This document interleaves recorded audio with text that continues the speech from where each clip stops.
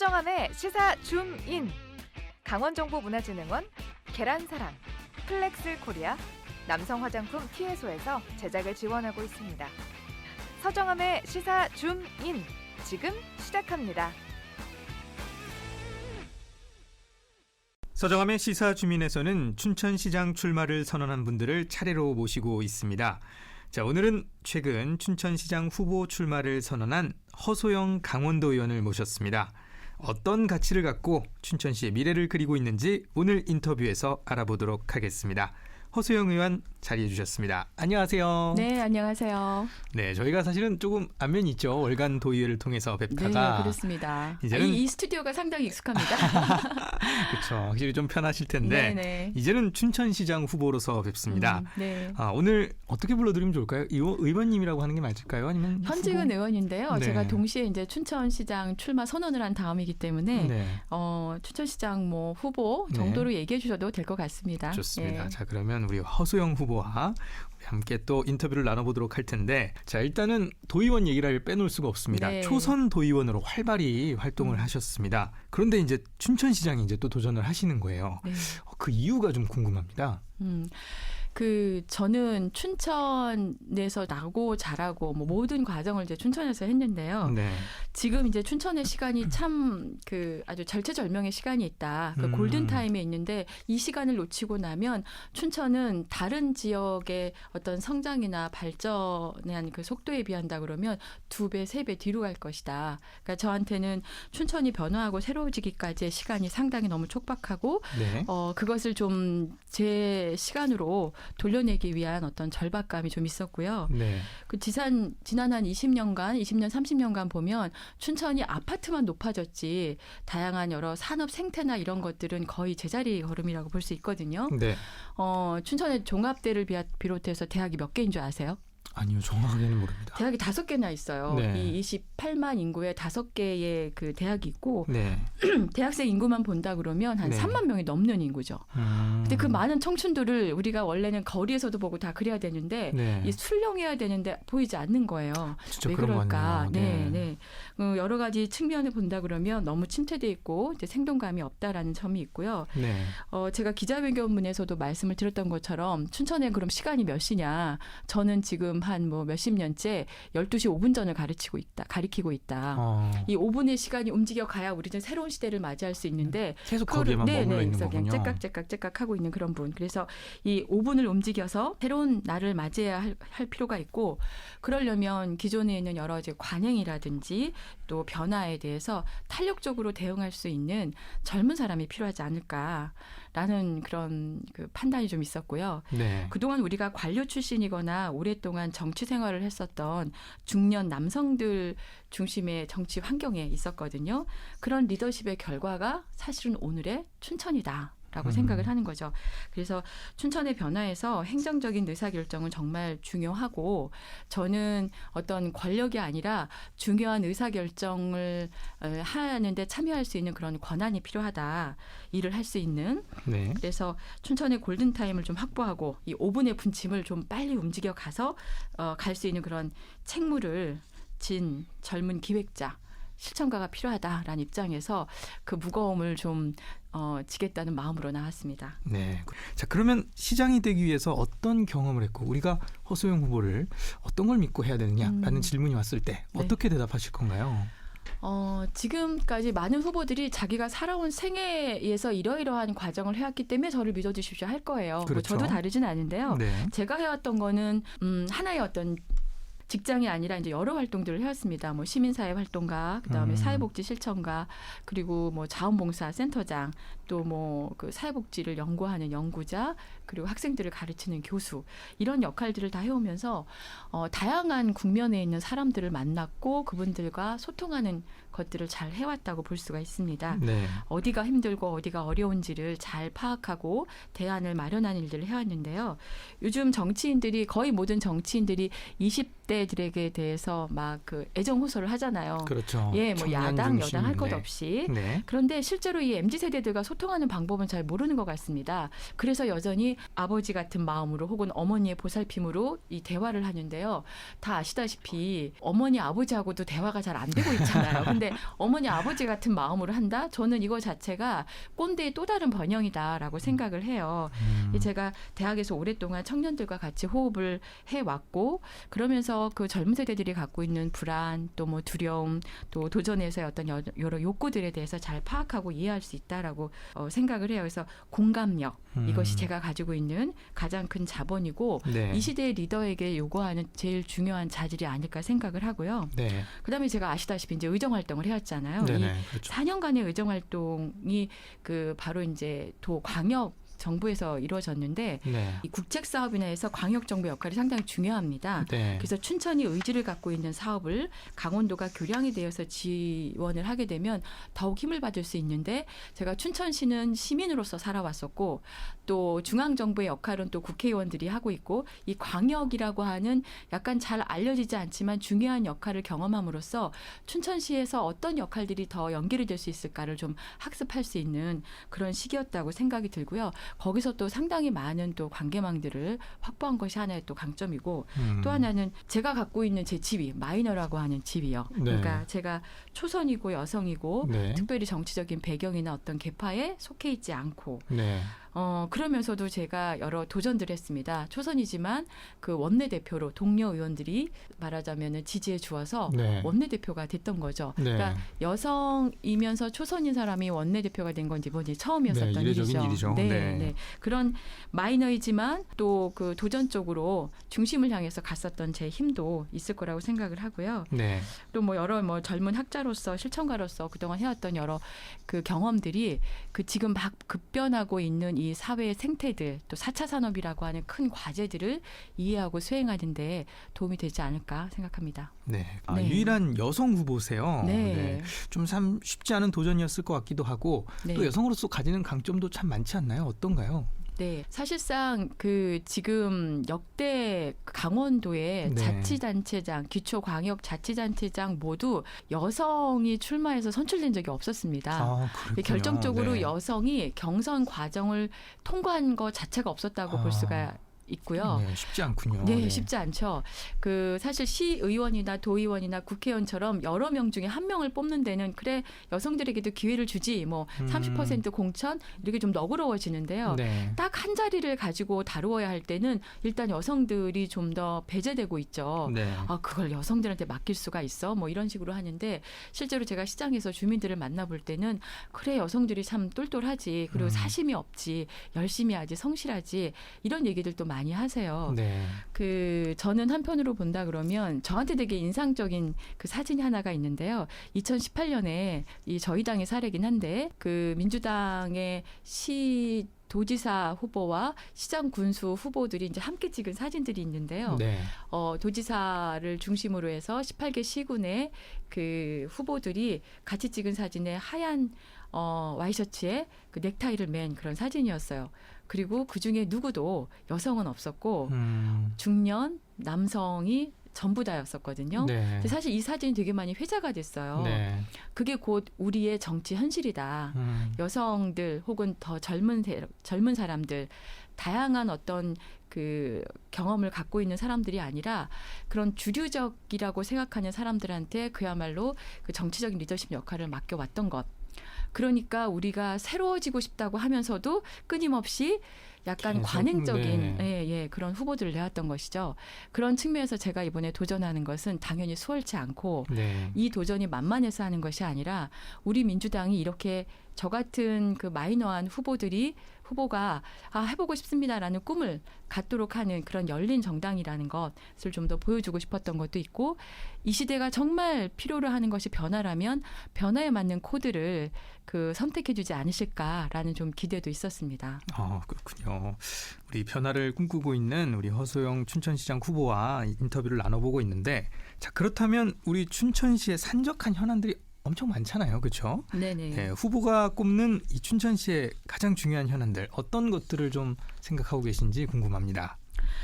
네, 뭐 이제 청년들이 떠나는 문제를 네. 좀 많이들 얘기를 하시는 것 같고요. 실제로 네. 아까 그 대학이 5개고 대학생들만 즉 20대 적어도 20대 연령으로 춘천에 머물 수 있는 사람들만 3만 명인데 보이지 않는다라는 것은 우리가 이들을 좀 매력적으로 담아낼 수 있는 그런 요인이 좀 부족한 것이 아닌가라는 네. 반성을 하게 하는 거죠. 네.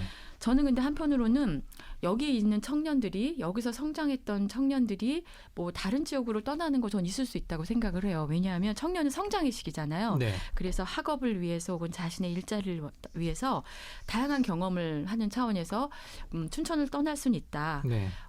그리고 또 자기가 태어난 곳에서 살고 모든 배움과 일을 했었던 시대는 이미 지났다.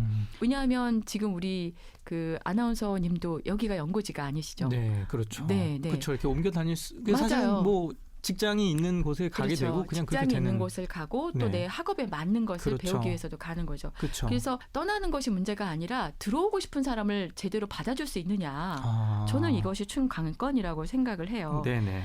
현재 있는 사람들이 더 있고 싶고 기왕이면 네. 네. 또 타지에 연고를 준 사람들이 방문했다가 눌러앉고 싶다. 그런 춘천을 만들 수 있어야지 지속 가능하다라고 생각을 하고 네. 일단 우리 지역의 대학생들이 지역과 교류 지점이 좀 너무 없어요. 네. 그냥 학교에 갔다가 사라지는데 옛날엔 이렇지 않았거든요. 옛날에 하숙집을 하면 하숙집 아주머니와 또 내 하숙하고 있는 내 동료들과 뭔가 관계를 맺게 됐는데 지금은 거의 원룸 생활들을 하고 그렇죠. 또 내지는 출퇴근이 가능한 거리에 있으니까 움직이기도 하고 그래서 지역과의 어떤 교류 지점이 없는데 이런 어떤 그 접점들을 만들어주는 노력들도 좀 필요할 것 같고요. 네.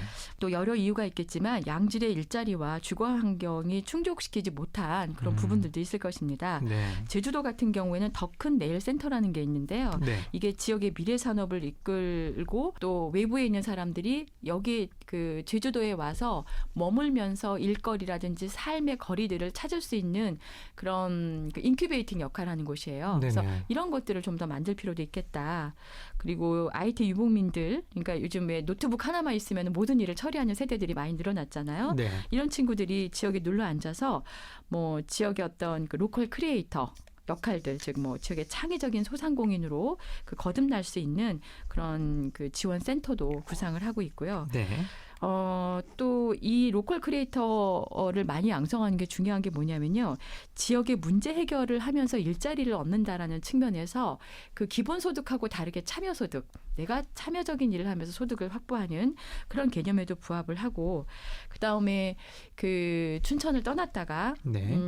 떠났던 사람들이 다양한 연령대에 다양한 상황으로 돌아올 수 있는 수용성이 되게 높은 그런 도시 환경을 만들 필요가 있겠다. 그래서 왜 우리 유턴 표현 많이 하잖아요. 네. 어렸을 때 나갔다가 중장년이 돼서 돌아오는 거. 네. 이거 되게 길거든요. 네네. 한 50대, 60대 들어오면 생산적인 일이라기보다는 그냥 소비하는 일에 좀 더 초점을 둘 수 있으니까 좀 더 빨리 돌아올 수 있게 하는 뭐 I턴, P턴, 네. J턴 네. 이런 여러 터닝족들이 춘천에 정착해서 살아갈 수 있도록 돕는 뭐 춘천 웰컴 하우스 뭐 네. 이런 것들도 구상하고 있습니다. 공통적으로 하나씩 좀 질문을 드리는 것들이 있습니다. 네네. 이 춘천 캠프 페이지 부진에 도청사 이전하는 것들에 대해서 저희가 네. 후보님들 모시면 질문을 드리고 있는데요. 이에 대한 생각도 좀 듣고 싶습니다.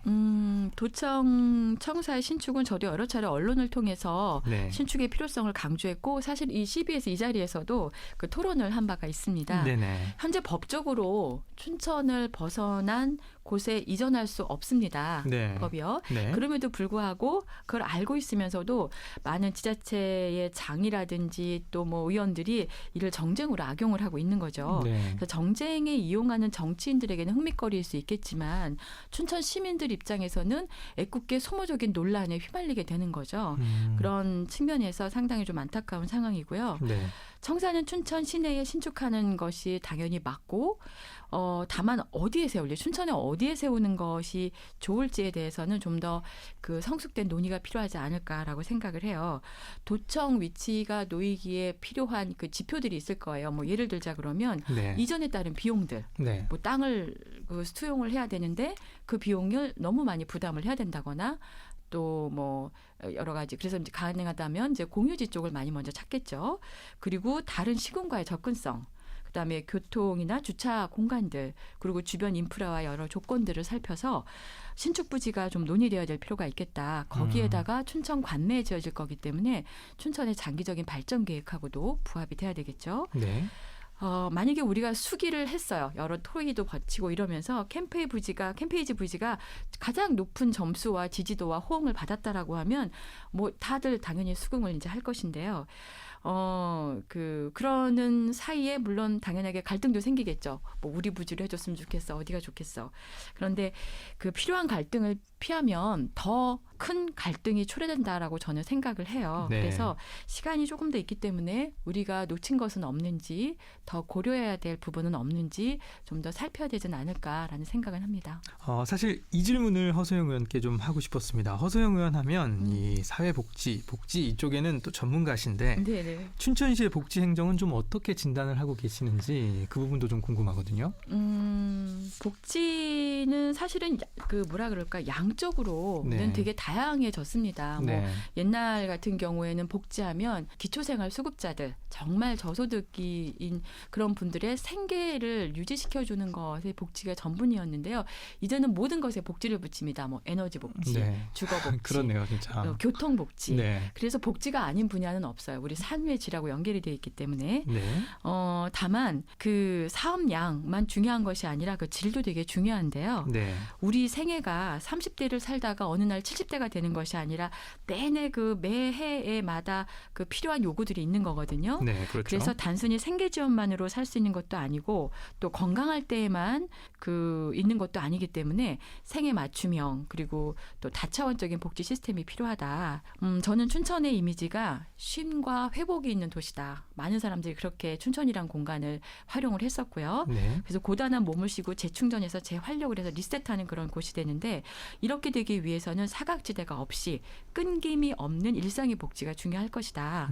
그래서 복지 종류는 다양해요. 그래서 어떤 복지는 일할 기회를 주는 것으로 네. 어떤 복지는 휴식을 제공하는 것으로 어떤 복지는 아프거나 장애 있는 것을 지원하는 것으로 또 아동과 청소년 시기를 본다 그러면 이 사람들이 그 눈치 안 보고 자신의 성장과 배움에 몰입할 수 있는 환경을 만드는 것으로 복지가 이루어질 수 있다. 네. 그래서 저 같은 경우에는 생애 주기형 돌봄 시스템을 좀 더 강화하겠다. 제가 이름을 이제 햇살 케어라고 표현을 했는데요. 햇살 이게 케어. 햇살이 왜 그렇죠. 빈부의 차이를 가르는 것도 아니고 그다음에 누구에게나 또 높고 다. 낮음을 가르는 게 아니잖아요. 그래서 모든 곳에 고루 햇살이 펴지듯 한다고 해서 배제와 소외가 없는 그런 돌봄을 제공을 하겠다라는 생각이고 이 돌봄에는 아까 말씀드렸던 뭐 사회복지, 건강, 교육, 주거, 에너지에 대한 모든 복지들이 포함이 되는데 한 사람의 생애에서 필요한 서비스가 부서 칸막 때문에 단절되지 않도록 네. 통합적인 그런 지원 센터를 설치를 할 계획이고요. 제일 중요한 핵심은 역시 아이 키우기 좋은 곳을 만드는 겁니다. 즉 미래를 투자해도 걱정이 되지 않는 그런 곳을 만드는 건데요. 출산, 보육, 교육을 엮어서 공공산후조리 서비스와 마을 협력형 돌봄, 초등돌봄 서비스를 좀 더 확대를 하겠다. 그리고 이 돌봄의 가장 중요한 핵심은 사람이에요. 돌보는 사람. 네. 이걸 전달하는 사람이어서 네. 이 서비스를 제공하는 분들의 역량과 처우 수준을 높여서 질적인 서비스를 제공할 수 있도록 하고 이들 스스로가 신명나게 일할 수 있도록 하겠다라는 것이고요. 그다음에 이제 많은 욕구들이 있는 것 중에 하나가 긴급하게 아이를 돌봐야 될 필요가 있는데 맡길 곳이 없기 때문에 오는 어려움들이 있는데 네. 그 24시간 긴급 아동 돌봄 센터를 운영을 하고 그 5인 미만 작업장이나 이런 분들의 어떤 노동자들의 고충을 해소하고 재직 여성들의 고용과 경력을 개발하고 또 남성들이 말로만이 아니라 실제로 육아에 참여할 수 있도록 하기 위해서 일생활 균형 지원 센터 이게 전국 지자체 한 2군데 정도 설치가 되어 있는 게 있거든요. 네. 그래서 이거를 좀 더 설치를 하고 사실 장기적으로는 지금 현재 춘천시가 다양한 중간 지원 조직을 만들어 놓고 있어요. 무슨 센터, 무슨 재단, 유사 복지와 관련된. 근데 이게 너무 남발적이고 칸막이에 갇혀 있다 보니까 겹치는 업무들에 대해서 비효율성이 발생을 합니다. 그래서 네. 이거를 좀 더 그 통합을 해서 그 중간 지원 조직의 어떤 효율성과 그 종합적인 서비스 역량을 강화시켜 놓도록 하겠다라는 생각입니다. 네. 오늘 이 구상하고 계신 많은 정책들을 이야기해 주셨는데요. 그러면 허소영 후보가 꿈꾸는 춘천은 어떤 도시여야 할까요? 네, 저는 춘천이 아름다우면서도 포용적이고 회복적인 그런 도시가 되었으면 좋겠습니다. 우리가 그 내 집, 내 방을 돌보는 데는 전문가 못지않은 식경과 비용을 들이고 정성을 다하잖아요. 네. 그런데 막상 우리의 어떤 도시의 골목이라든지 또 통학로 문제를 살피는 것처럼 서로의 어떤 공유 공간에 대해서는 상당히 소홀했다라는 생각이 들어요. 네. 개인적으로 자동차를 튜닝하고 옷을 맞추고 또 뭐 새로 고쳐 입고 하는 것처럼 도시도 우리 삶에 맞지 않으면 새로 바꾸고 지혜롭게 고쳐 써야 된다. 그러려면 우리가 도시에 대한 어떤 철학, 관점을 바꿔야 되는데요. 저는 우리 도시가 팔기 좋은 도시가 아니라 살기 좋은 도시로 전환되어야 되겠다. 그래서 단순히 관광지가 아니라 머물고 싶어지는 도시로의 어떤 전환이 필요하다라는 거거든요. 네. 그러니까 거주민들에게 사랑받지 못하는 관광지가 또 혹은 그런 여행지가 오래 갈 수 없습니다. 그래서 관광도시로 개발한다라는 것이 아니라 살기 좋고 아름답게 조성된 도시면 자연스럽게 사람들이 올 것이다. 라는 어떤 우리 철학적인 전환이 필요하지 않을까 생각합니다. 네, 좋습니다. 자, 오늘 허소영 후보와 또 이야기를 나누다 보니까 벌써 마칠 시간이 다 됐는데요. 자, 마지막으로 저희가 한 곡을 들으면서 마무리를 합니다. 그래서 허소영 후보가 좋아하는 곡 그리고 함께 듣고 싶은 곡 한 곡을 좀 추천해 주시면 좋겠는데요. 어떤 곡을 들으면 좋을까요?